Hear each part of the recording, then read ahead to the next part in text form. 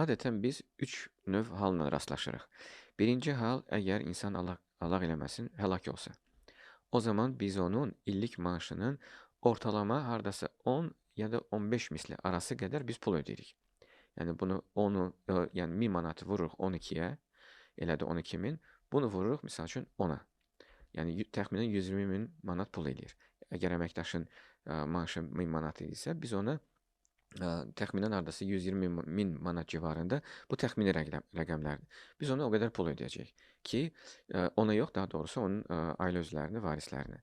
Əgər daimi əmək qabiliyyətini itirərsə, demək olar ki, həmən-həmən eyni məbləğ qədər ona pul ödəniləcək. Əgər müvəqqəti bir əlillik yaranır, məsəl üçün bəzən olur ki, sümük qırılması olur, müvəqqəti olaraq əməkdaş vəzifə öhdəliklərini icra edə bilmir, işləyə bilmir. Biz o zaman həmin əməkdaşın o aylıq maaşını biz